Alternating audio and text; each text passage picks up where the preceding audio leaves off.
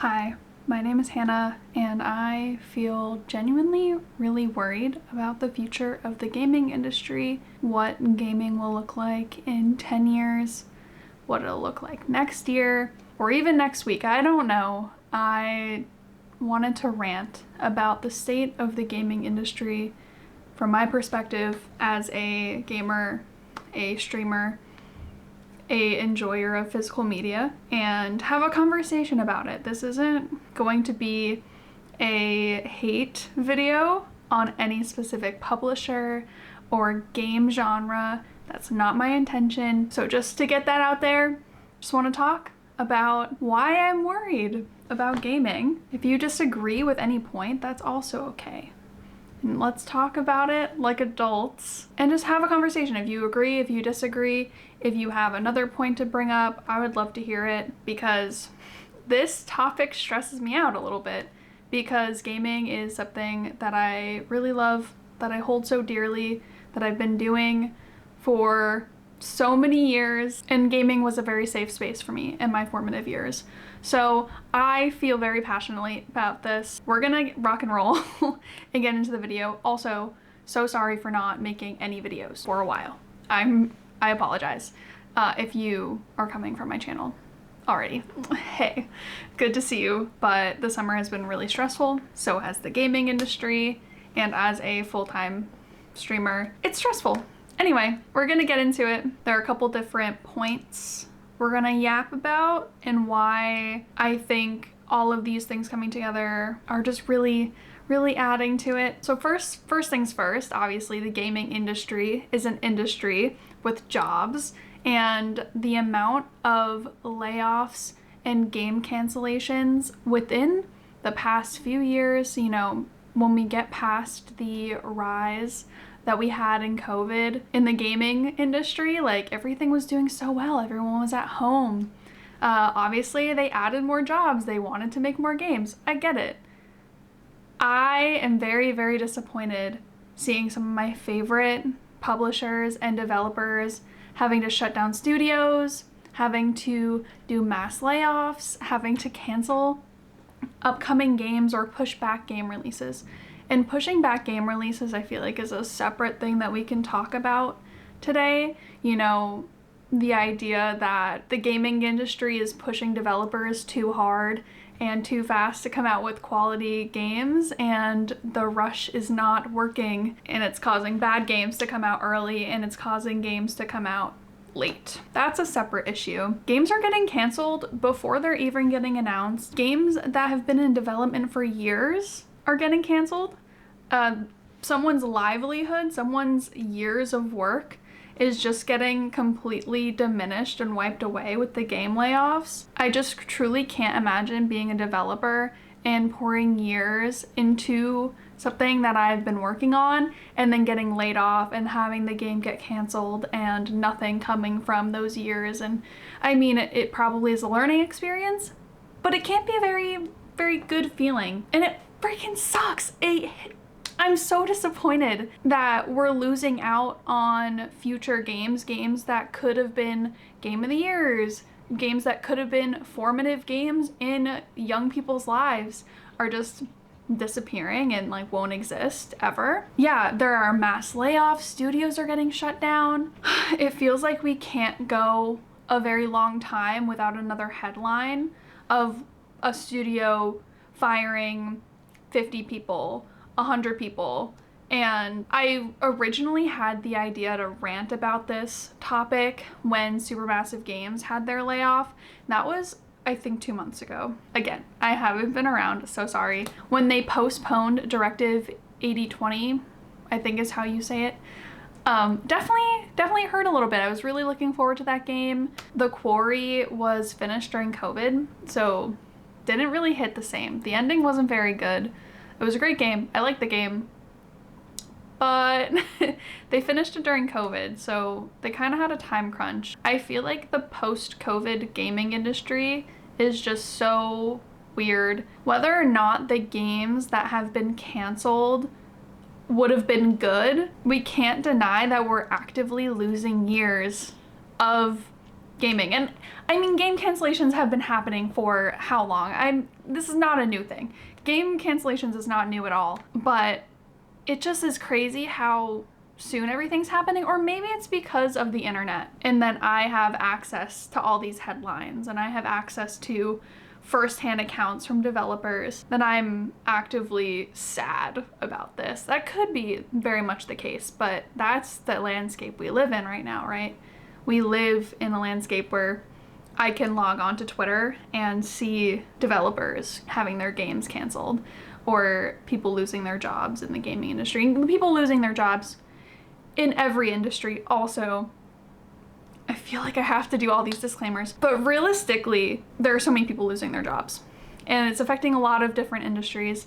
It's affecting a lot of different people, but obviously this is a gaming channel, so. Microsoft had a wave of layoffs in June and July, and it was only about 4% of Microsoft employees, but that's still a lot of people. That's still a lot of people. Microsoft makes so much money. Microsoft makes freaking bank. And it sucks to see these layoffs affecting games like Call of Duty when Call of Duty makes a lot of money, regardless of the game being good or not. Call of Duty makes so much money, and that's why they keep making them. But then we see layoffs, and we see layoffs with the studio behind Forza and Halo Studios, and we're like, okay, but where is gonna be the love for the game? They want us to buy the games, but then they put out bad games. They like lay off employees from these studios and then put more pressure on the employees that they have left, and then we'll have more bad games. Like, we're not, I don't know. I didn't really form this thought very well, as you can tell. Games that even were showcased in Summer Game Fest in years past have gotten canceled. Games that were like, we have a trailer. I mean, a trailer really doesn't mean much, but they fully announced these games. They just won't come out. They don't exist. The stories are gone. The hard work is gone. Games that I was looking forward to, sometimes I have a game that I'm looking forward to and I'm so excited for it and I wish list it and then it just never comes out. I mean, sometimes games take a long time, but also sometimes games get canceled and then you never hear from them ever. Okay, there have been general price increases. We have to talk about that. So not only are developers getting laid off, studios getting shut down, games getting canceled, the games that do come out, for the most part, are getting more expensive. Love that. Love to see it. Why is Call of Duty so expensive? You're coming out with one every single year and it's so expensive, and then you pay for in-game currency, and the idea of that is soulless, and I'm so frustrated by it. Why are games $80? When I think of an $80 game, I'm thinking of a game of the year experience. They're not all that, you know? And I mean, I'm gonna be buying GTA, I won't lie. I'll spend a lot of money on it. I'm really hoping it'll be good, but why are we pushing the prices up so high and then laying off employees? Oh my God. Ugh. So Microsoft said no $80 games for the foreseeable future. That's so awesome. For the foreseeable future, due to the market, state of the market? What do they say? I don't remember. Yeah, Nintendo launched Mario Kart World at $80. Is there $80 worth of content in it? I don't know. I didn't buy it because I will not be part of the issue. That's just my personal thing. If you can do the $80 thing, $80 game, if you can afford that, more power to you. But not me. I'm not gonna do it. How many hours of gameplay am I gonna get out of that? Probably not that much. Yeah, I can't speak on whether or not Mario Kart World is worth $80. I didn't get it. This is just the beginning. Microsoft is probably eventually gonna do $80 games. If they can get away with it, they're gonna do it. Or if they can't, they're gonna give you they're gonna try to sell you on other things. They're gonna try to sell you on premium currencies. They're gonna try to sell you on cosmetics. They're gonna try to sell you on pre-orders where you get one extra skin. And it's gonna be for what? I don't wanna be a cog in the wheel of the way the gaming industry is going. And these games aren't even that good in the first place. PlayStation, Sony, decided to raise their prices on their hardware. So now PlayStation hardware is more expensive. It's not crazy. It was like a $50 increase. But with that, and Nintendo coming out with their console that's super expensive, I'm pretty sure they raised the prices of the original Switches as well, because they're still out. They're still selling in stores. Those are more expensive now. Where did we come from? Why are we getting to this point? I understand that there are economic issues out of my control. With all of these things combined affecting the gaming industry, it's not just, oh, $80 games. If I lived in a world where there were just $80 games and they were fantastic games every time and the developers really enjoyed their experience and they weren't getting laid off and they were adequately paid and they weren't getting hate for coming out with bad things once in a while, and I just had to spend $80 on video games, you know what? I could be happy. But some of these games, they blow. Some of these games are soulless and you don't even own them. If I could buy $80 games every single time and I could own them and play them for the rest of my life, okay. But am I gonna buy $80 for a game that I can only play digitally, that I only own a license for? Why would I do that? My $80 could go towards groceries, could go towards rent, it could go towards indie games. Indie games are great. We'll talk about good things, I promise. We'll talk about the positivity in the gaming industry that still exists. The games that are coming out that are genuinely really good and really fun. Claire Obscure. I've been having a lot of fun with Peak recently. That's been great. That game was like less than $10, I think. So there's good in the industry still. And there's still affordable games and you can have a good experience with your friends still. But a majority of the gaming industry, like those indie games, are not carrying the industry. They're not making a huge dent in the industry. Yeah, the Nintendo increasing the price of the Switch OLED, Switch, and Switch Lite, the previous generation console, due to market conditions. The same freaking market conditions that Microsoft said they couldn't do $80 games yet. No, not yet. I don't like it. I don't like it at all. Switch OLED is just $50 cheaper than a brand new Switch 2. Yeah, okay, there are tariffs, okay. But how have we come to this? And it's crazy to me, the amount of just like people who will ride on these companies and they'll defend these prices. But wouldn't you like to have extra money in your pocket? Like, tell me you wouldn't. You wouldn't like to save $50 on a console. You wouldn't like to save $100. You probably would. You could buy another game with that. Maybe. In a decade, how much are these consoles gonna be? They're gonna have no physical media drives.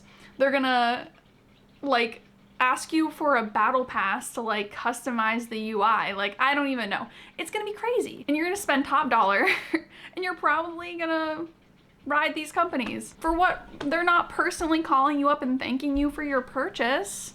I don't get it. The key card thing. Yeah, like the fact that we aren't gonna be able to own all of our games physically and like actually own the game. I hate the direction. And I spend a lot of money on Steam. I spend a lot of time gaming on Steam, and I know I don't own these games.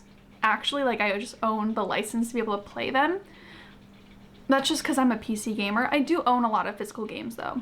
I just got Silent Hill F, got it for my PS5, or I'll be getting it. I mean, there are a lot of pros to physical media. There's a lot of pros and convenience to digital media. But when you're spending so much money, you deserve to be able to do what you want. I want to lend my games to my friends if I can. I want to be able to keep my games for future generations. That media history is so important. And they could just decide to shut down servers. They could decide to like block you out of your Switch if they want. Like, oh my goodness. The fall of physical media is like burning. Physical media is burning in front of my eyes. And old used physical media is getting more expensive because resellers can count on the fact that you won't be able to buy these games new anymore, which makes sense. They're old. But why are old Pokemon games so expensive? I know they're collector's items, but they're so expensive. And then Nintendo decides that they won't add them to Nintendo Switch Online. They won't actually just fully remaster them or re-release them with their original quality. I want the original charm. I don't want Brilliant Diamond, Shining Pearl, or whatever that was. Like, I don't want that. I want the actual game. They don't do it. And then you have to buy from resellers. And there are scalpers. And there are people reselling PlayStations for crazy prices. We're seeing the decline of actual ownership. The only thing people are owning up to is spending too much money on games and consoles and being okay with it and like acting like that's like something to brag about. Oh my god, this is such a different experience than any of my other videos, and I'm so sorry. There's no semblance of organization. I'm not talking about fun games, but this is real. This is so real. And streaming services and Game Pass, that's like a separate thing. I understand there's convenience. I bet it's great to be able to play the games that you want whenever you want without having to buy them all individually, especially for trying games so that you're not spending $80. But also, if we keep pushing Game Pass, if we keep pushing these live streaming services of games, not necessarily like Twitch, like I love Twitch. Check me out on Twitch, link down below. But like, if everyone starts riding on Game Pass, because Game Pass does make money, then will they only start putting games out on Game Pass? What happens when they start doing Game Pass exclusive? You can't buy the game unless you have Game Pass. That would suck. That would suck for me. I don't want Game Pass. I don't want another subscription that I'm not gonna use completely. I already pay for Netflix and I barely watch it. So it's like, I don't need Game Pass. I know there are a lot of people that do love Game Pass and I love that for you, but I wanna own games. I don't want to like reminisce on like games that were on Game Pass. Oh, I wish I could play that game. It was a Game Pass exclusive. Now they don't have it on Game Pass anymore. Like, they could do that. They could put out a Game Pass exclusive. Xbox doesn't put it out anywhere else. I mean, like, why would they? But like, what if they did? And then they decide to shut down the servers. So now, not only did you never get to physically own the game, you didn't get to even own it on Steam. They could just take the game away from you completely. Take it away. Maybe you spent money in it too. Maybe you bought battle passes and in-game cosmetics and now it's gone. Yeah, AAA games are overpriced, rushed, often delayed, and not as good as indie games. I love indie games. Indie games. I think it's so important to support indie developers. I think it's so important. Hype them up, wishlist their games on Steam, follow them on social media, hype them up on social media. Like, it's so important. Leave good reviews for indie games. That is so crucial to their success and the success of other indie games. And I don't want to see AAA games, or what was it, like quadruple A? They tried to put out 4A games? I don't know. They tried to do some crazy shit like that. But I am so disappointed in these big developers. I'm so disappointed in Call of Duty. I try to play the new ones, I do. And I loved Black Ops 2. I even liked Black Ops 3. I liked the Modern Warfare remake. But there's just something so soulless about these new Call of Duties. I miss the OG. And a bunch of my most anticipated games of 2025 have gotten pushed back. Or like delayed. Like GTA. I was really hoping that it wasn't gonna get delayed next year. Fable, who knows when that game is coming out? We haven't really seen any gameplay of it. It was supposed to come out this year. What? And Directive 8020 pushed back. Like, we've had wins this year for sure. Silksong has been a win. Clair Obscur, like I said. There have been some really great games coming out. And I've seen a lot of people really enjoy games like Repo. Repo's been such a huge success. Indie game, small development team, so many supporters now. But it's so hard to see some of your favorite franchises and your favorite publishers just drop the ball completely. Like, is this what being an adult is like? Just like watching something that you grew up with just like fade and like crumble. It's like Bing Bong in Inside Out. I don't know if this is like an odd reference, but like when Bing Bong is like fading into the darkness of the memories. That's how I feel. Like, I feel like my childhood, like, it was just better. It was better when I was a kid. But like, I don't know, there's live service slop, microtransactions, battle pass garbage. Why are the children growing up with this? Why is this modern gaming? I really hoped that the future would look so different, that the future of gaming and the future in general would be so bright. Like the, what's it called? What is that aesthetic called? Preorder Arrow? I thought it was gonna be great. Oh my gosh. It all used to be so good. And I love cosmetics. Don't even get me wrong. Like microtransactions, I will buy cosmetics. I buy in-game currency. I'm guilty. I spend so much money. I have spent too much money on Valorant skins and battle passes, and I don't even play the game anymore. I don't even want to know how much I've spent on Valorant. And also, I've spent money on Rainbow Six Siege Elite skins. Why did I do that? I mean, like, it brought me joy at the time, but then they just keep putting out mid stuff. It's so...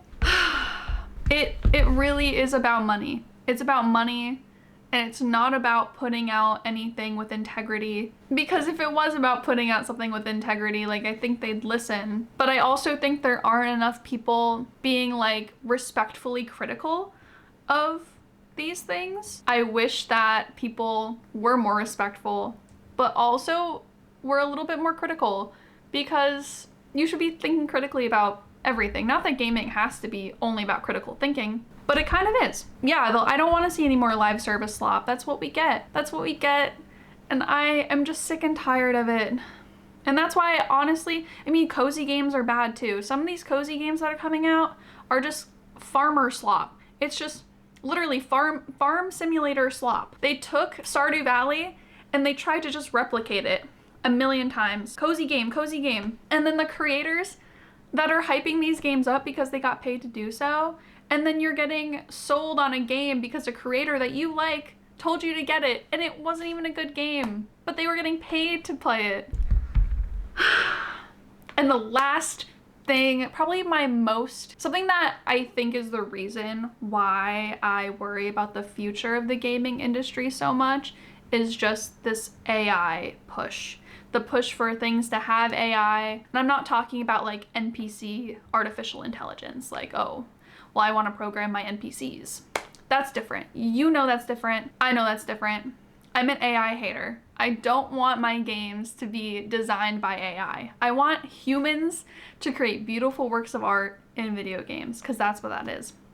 I want a human to create an interesting story with interesting dialogue that makes me feel emotions, to give me a unique experience in a game. Then I'll spend $80. I don't want AI slop. I don't want to watch anything that had to do with AI. Like, this is not a safe space for AI. And I say thank you to Siri sometimes. I'm against it. I'm strictly referring to AI art here.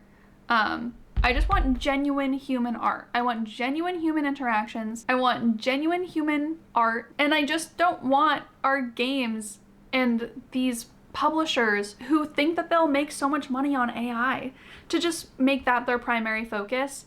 And then they like put everything else in the dumpster. I want a good gaming experience.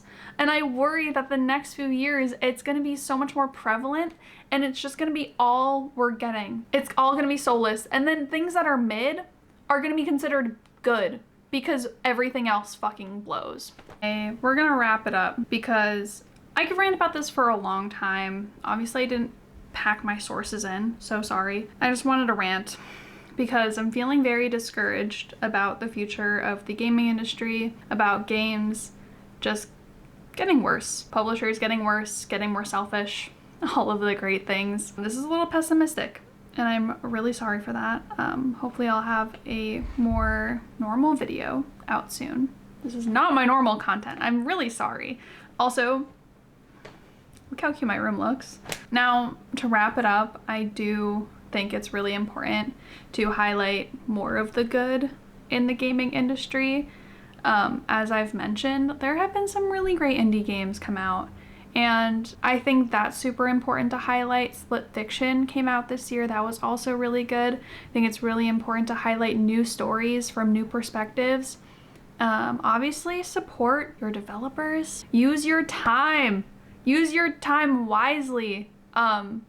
playing games and actually putting hours into games rather than scrolling on TikTok or just doing nothing is so important. If you have a free hour in your week, try to play a game. Try to just boot up a game. Maybe play 15 minutes of different games if you really can't figure out what to play. Use your time and money with intention, because one, why aren't we using our money with intention? Use your money wisely. It's super important. You earned it. You used your time for it. So don't just give it to a company because like you've always gotten consoles from them. So why not, you know? It'll still be there. It'll be there in a year. It'll be there in 2 years. Like, I'm waiting for the Switch 2. I'm still waiting. I think I've done a really good job at not making any impulsive decisions personally.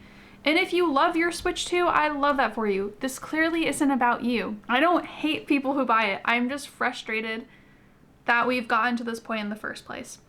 Casual gaming is declining, and I think it's super important that casual gamers just game a little bit more if you can. It's important. If gaming is an important hobby to you, game. Same thing with if you watch YouTubers or if you watch streamers and you're like, oh, I really want to do that. I really want to do that. Do it. You should totally do it. Get on the internet and just start talking about your opinion. Play games that interest you. Whether or not it hits off, hey, I don't know. The internet is a weird place. I think you should do it if you want to. And I think it's really important to support and hype up good games and good developers. So if that's something that you're interested, we need more of that. So do that. Buy games if you think they're good. Physically buy games. If you loved a game and you played it on Steam or you bought it digitally, consider buying it physically. Consider asking publishers to come out with games. Like, freaking tweet at them on their Instagrams. Ask them to like do more physical. I think it's so important. Don't pre-order games that you're like, maybe in general. I did pre-order Silent Hill F, but that's because I'm really trying to show support for Silent Hill as a franchise so that we get more. That's separate. That's a little bit more intentional. Pre-ordering games and then it comes out bad, like it's not a good game on release, that's on you. Don't do that. Don't give them money up front and then complain when it was really bad. You need to be more intentional. The same way that people say vote with your wallet, use your time and money wisely, please. Support indie developers, follow them on social media, interact with their posts, wishlist their games, review their games, tell your friends about those games, play those games with your friends, make videos about them, all of the things. Post on Reddit about it. There's so many things that we could do. Our voices are so powerful. Your opinion matters, and that's why I'm making this video, because my silly little rant where I just complain for about 30 minutes, my opinion is a valid opinion, and so is yours. And if you complain that I'm annoying in the comments, all right. Or if you think that like my opinions have been ridiculous this whole video, that's also okay. That's fine if you think that. I'm here to open up a conversation. I'm here because I think more people should say something about this and be critical about other gaming influencers. I know I was just like, oh, make videos if you want to. That's different. When you see like your favorite gaming influencers say something stupid, we shouldn't be blindly following people. And I say that as a streamer. And when people on Twitch, I'm like, you don't really know me. When people think that they know me, I really have to emphasize you don't know these people on the internet. Unless you're like actually friends with them, you don't know them.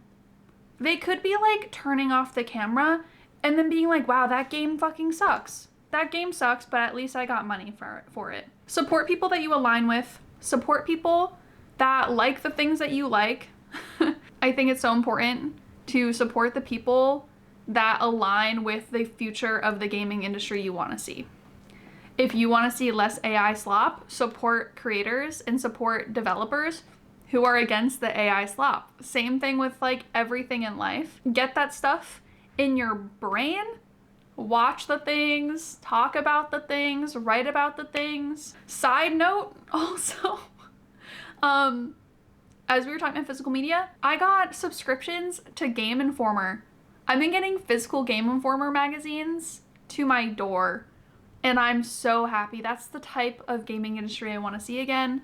I want to support gaming journalists. I found that a lot of the gaming journalists on YouTube that I have followed, I don't align with them. I think a lot of times it's like rage bait and clickbait, and they're just complaining. It's just complaining a lot. I need more, I don't need it to be positive all the time, but I want to support good gaming journalism. I want to read about and listen to people talk about good games, and I want to play those games. Anyway, I'm done. I'm so sorry. I'm gonna link some stuff down below though. I'm gonna link a couple sources that I found when I was doing research on this video. I'm also gonna link a couple YouTubers down below, if I can remember, that I think are pretty cool. If they're gaming related specifically or not, they might just be like cool in like what this topic was about. I think it's super important. And if you liked the topics that I talked about, check them out below. And I'm sorry this video was really long. Thank you for watching. I really appreciate it. This was different than normal, and I promise I won't be ranting like a lunatic every time. Or maybe next time it'll be like actually a video essay and it'll be more structured and I'll have better things to share with you than just me having a little pity party. And it's not really, because I do love the games that are coming out right now. I'm a big fan of some of the announcements that we've gotten. It just, everything piled on together, all of the things, the layoffs, the live service, the AI, the delays and the cancellations, all of that like combined in a pile, the game price increases, the hardware price increases, all of it is too much. All of that at the same time is too much. It's overwhelming. And anyway, it was good to see you at camera. It's nice to see you. Thank you for watching this video. Let me know in the comments below if you have any interest in any of this stuff, if you agree or you disagree, or if you have other reasons why you're disappointed in the gaming industry or you're worried about the future of gaming. There's a lot of crazy stuff happening. Also recently that I didn't mention, like credit card companies getting involved in what is allowed to be processed. And I feel like that's like a whole separate thing that I am not emotionally or mentally capable of like talking about right now, just because it's a lot. There's a lot that goes into that. There's a lot happening in the gaming industry, and I don't want to just sit back and pretend like it's not happening. Anyway, I'll see you guys in the next video, hopefully very soon. So feel free to subscribe if you would like to see more. It's nice to meet you, or nice to see you, and I'll see you guys in the next one. Bye.